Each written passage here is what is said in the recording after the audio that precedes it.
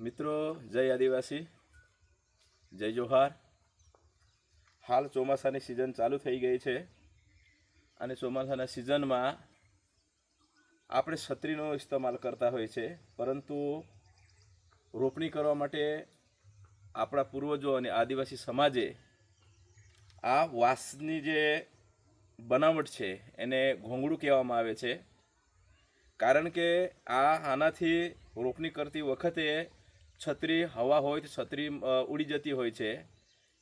સાથે સાથે આ ઘોંગડામાં જે તે સમયમાં પ્લાસ્ટિક ન હતું ત્યારે ખાખરાના પાંદડા લગાવવામાં આવતા હતા અને ખાખરાના પાંદડા લગાવી અને એના પરથી આ બીજું મૂકી અને બનાવવામાં આવતું હતું। તો એમાં ઠંડી લાગતી નથી, વરસાદ લાગતો નથી અને રોપણી કરવામાં સહેલું થાય છે। પરંતુ હાલ હવે આ સિંગલ જે બનાવ્યું છે એના પર પ્લાસ્ટિક બાંધી દેવામાં આવે છે અને પ્લાસ્ટિક બાંધી ને આ રીતે પહેરી લેવામાં આવે છે।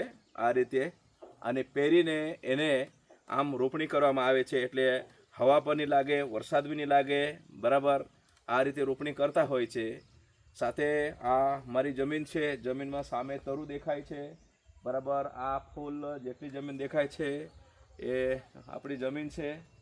તો ચોમાસામાં આવા નવા નવા વિડીયો આવતા રહેશે, અમે આપને સર્વને શેર કરતા રહીશું।